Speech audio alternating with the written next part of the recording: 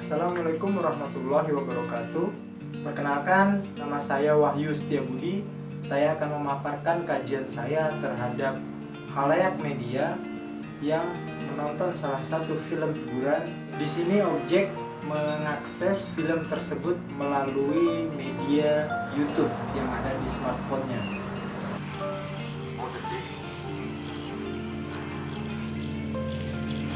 Dalam kajian komunikasi terkait khalayak media, ini menuai banyak sekali perdebatan atau perbedaan, dan di sini sudah banyak para peneliti yang mengasumsikan berbagai macam teori tentang kajian khalayak media ini.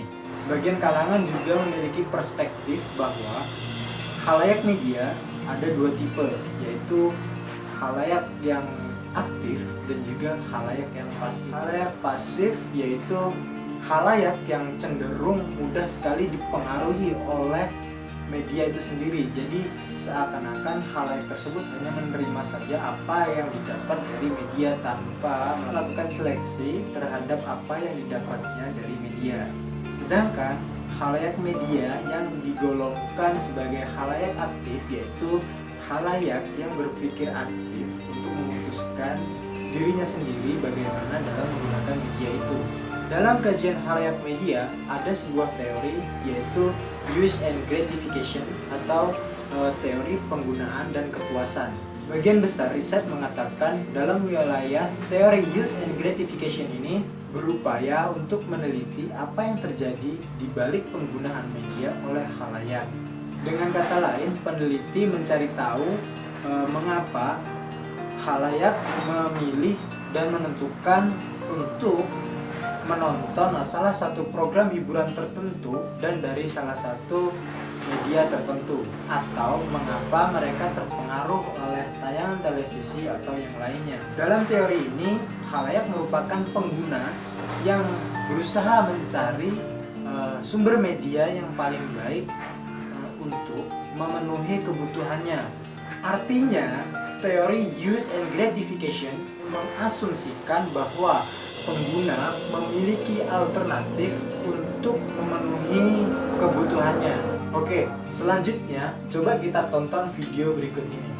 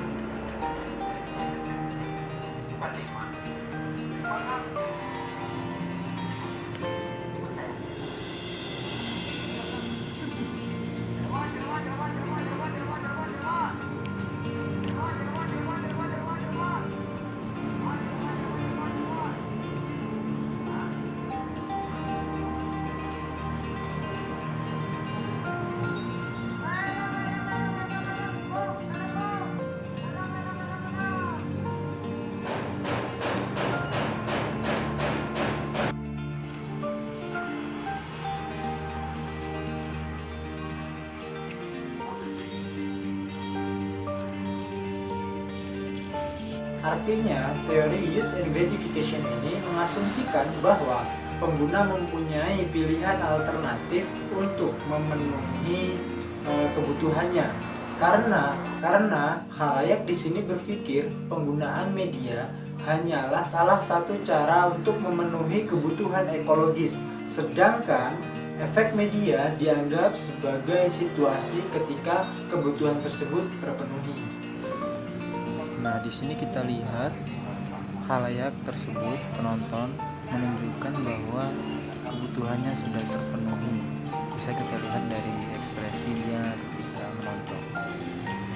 Jadi, dalam model teori use and gratification ini, yang menjadi permasalahan utama bukanlah bagaimana media merubah sifat atau perilaku dari khalayak, namun bagaimana media tersebut memenuhi kebutuhan pribadi atau sosial khalayak itu sendiri.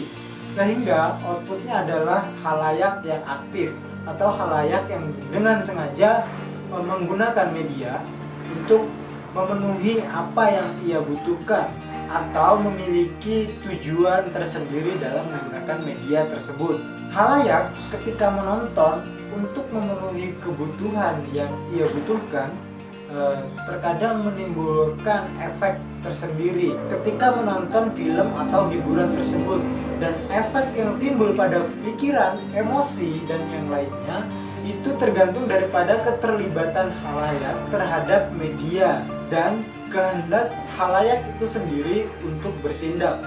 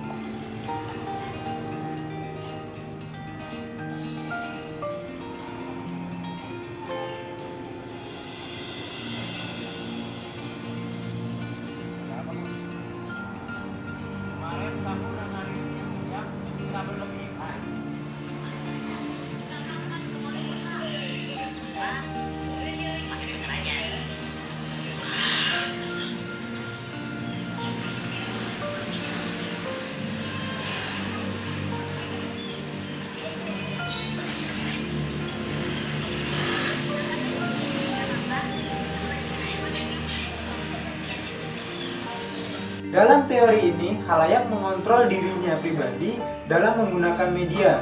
Dalam teori ini, khalayak dapat mengontrol dirinya pribadi dalam menggunakan media. Kemudian, di kajian ini, khalayak yang berusaha memenuhi kebutuhannya melalui media, di sini juga terkait dengan teori lain selain teori use and gratification, yaitu dependency theory atau teori ketergantungan, di mana khalayak memiliki sifat ketergantungan terhadap media tertentu karena media tersebut dapat memenuhi kebutuhannya setiap kali ia membutuhkan apa yang dibutuhkan itu. Jadi seakan-akan dia selalu mengakses media tersebut ketika ia membutuhkan pelayanan dari media tersebut. Jadi khalayak memiliki sifat ketergantungan terhadap media tersebut dalam pemenuhan kebutuhannya. Seperti misalkan khalayak yang suka dengan komedi atau humor. Di situ ada banyak sekali media-media yang memberikan pelayanan tentang komedi, tentang humor, yaitu yang bisa membuat khalayak itu tertawa.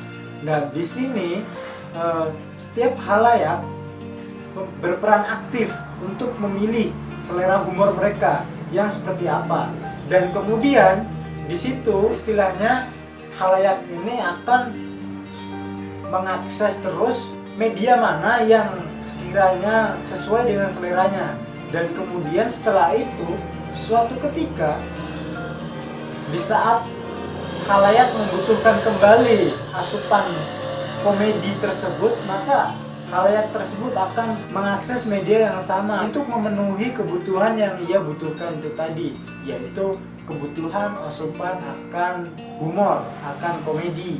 Jadi objek di sini dapat diasumsikan dalam dua teori tersebut. Demikian pemaparan yang dapat saya sampaikan terkait kajian saya mengenai khalayak media. Mungkin ada kekurangan dalam penyampaian saya mohon maaf. Saya akhiri, wassalamualaikum warahmatullahi wabarakatuh. Terima kasih.